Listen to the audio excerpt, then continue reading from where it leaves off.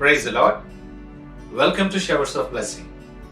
దేవుని కృపలో భద్రపరచబడి నూతన దినంలో ప్రవేశించాం. ఈనాటి దేవుని వాగ్దానం. యెహోవా కొరకు ఎదురు చూచువారు నూతన బలము పొందుదురు. Those who wait upon the lord will renew the strength. యెషయా గ్రంథం 40వ అధ్యాయం 31వ వచనం. Praise god. ఈ నూతన దినములో దేవుడు మీ కొరకు సిద్ధపరిచిన ప్రతి దీవెన ఆకాశపు వాకెళ్లు విప్పి మీ మీద కృంభరించునుగాక. మరి యొక్క నూతన దినాన్ని ఆరంభిస్తున్న నేపథ్యంలో ప్రేమ కలిగిన వాగ్దానము ద్వారా దేవుడు మనల్ని బలపరుస్తూ దర్శిస్తూ ఉన్నాడు.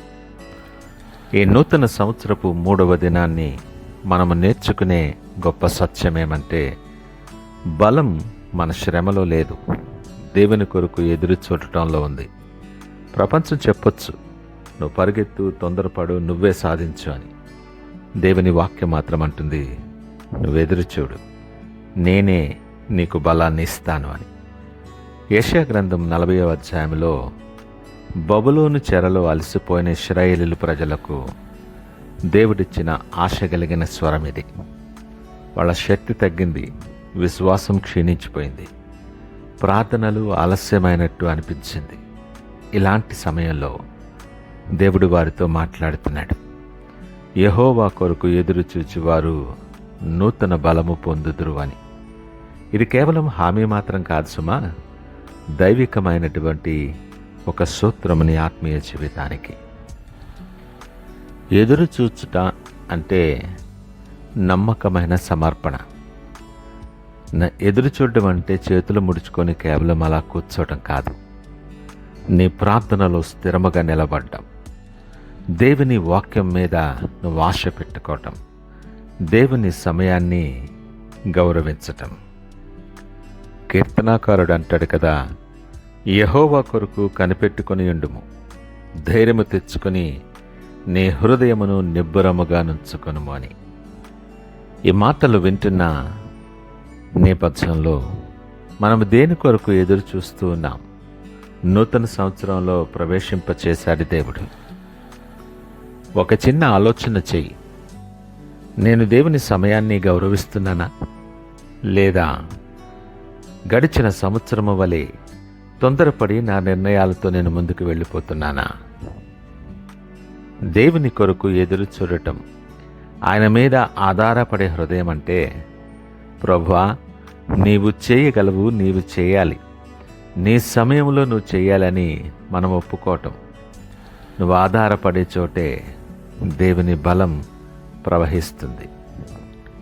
నూతన బలం అంటే నీకున్నటువంటి పాత బలం కాదు, ఇది ఆత్మీయముగా పునరుద్ధీకరించబడేటటువంటి బలం. ఇది మన భావోద్వేగాల నుండి కాదు సుమా, దేవుని సన్నిధి నుండి వచ్చేటటువంటి బలం. శారీరక బలం క్షీణించిపోతుంది, మానసిక బలం కూలిపోతుంది, కానీ ఆత్మీయ బలం ప్రతిదినం నూతనమవుతుంది. కారణం ఏంటో తెలుసా?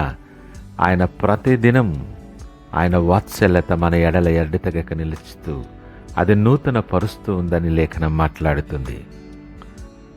దేవుడు కేవలం బలవంతుల్నే బలపరచడు, అలసిపోయిన వారికి కూడా ఆయన బలమిస్తాడు.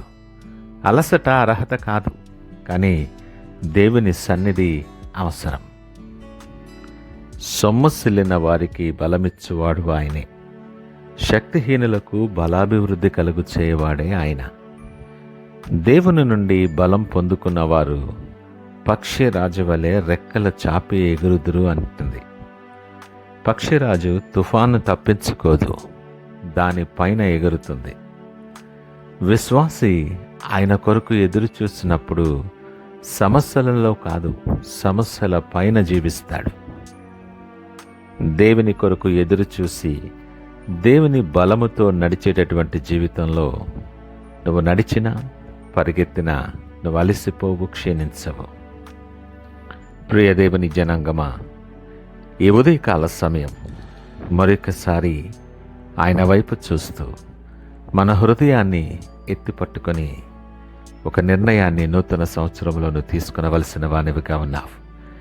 ఈ వాగ్దానము ద్వారా, ఈ వాక్యము ద్వారా నువ్వు నిర్ణయము తీసుకోవాలని నీకు పిలుపునిస్తుంది.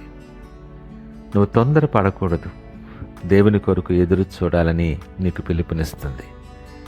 భయంతో కాదు సుమా, సంపూర్ణ విశ్వాసముతో దేవుని కొరకు, దేవుని కార్యాల కొరకు, దేవుని మాట కొరకు నువ్వు ఎదురు చూడాలి.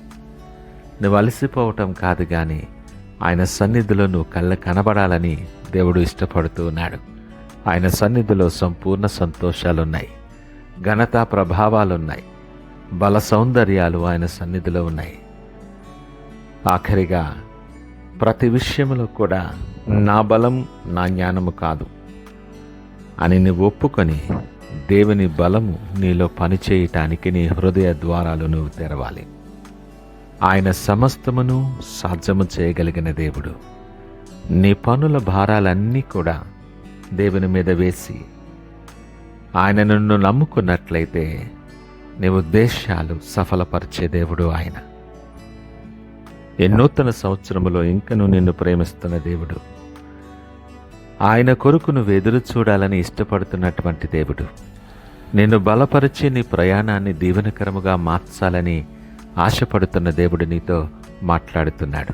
గడిచిన సంవత్సరం అంతా నీ బలం మీద, నీ జ్ఞానం మీద నువ్వు ఆధారపడి ఉండొచ్చు. ఈ సంవత్సరంలో ఈ 3వ దినాన్ని దేవుడు అంటున్నాడు, ఆయన కొరకు ఎదురు చూడమని ఆయన ఇష్టపడుతున్నాడు. నిన్ను కలుసుకోవాలని, దీవించాలని, బలపరచాలని ఆయన ఉద్దేశ్యమై ఉన్నది. కనుక నీ క్రియలు, నీ భారాలు ఆయన మీద వేసి ఆయనను నమ్ముకుంటూ ఈ నూతన దినం ప్రార్థనతో ఆరంభించగలమా? ప్రార్థన చేసుకుందాం. మహోన్నతుడు, నమ్మకమైన మా యేసయ్యా, స్తోత్రాలు, వందనాలు. నాతో మాతో మీరు సూటిగా మాట్లాడిన నీ ప్రేమను బట్టి, వాత్సల్యతను బట్టి మీకు వందనాలు అయ్యా. ఈ నూతన సంవత్సరములో నీ కొరకు ఎదురు చూసే ధన్యత మాకు అనుగ్రహించండి. మా అలసటను, మా నిరుత్సాహాన్ని సమస్తాన్ని నీ పాదాల దగ్గర ఉంచుతూ ఉన్నాను. నీ సన్నిధి ద్వారా మా జీవితాల్లో నూతన బలాన్ని మీరు అనుగ్రహించి పక్షిరాజ్వలే మమ్ములను పైకి లేవనెత్తమని ప్రార్థన చేస్తూ ఉన్నాను. ప్రతి అవసరతను మీరు పూర్తి చేసి మీకు మహంకరముగా అనేక మందికి దీవెనకరముగా నిలవబెట్టి మీరే మహిమ, ఘనత, ప్రభావాలు పొందమని యేసు పరిశుద్ధ నామములో అడుగుచున్నాము తండ్రి. ఆమేన్. God bless you.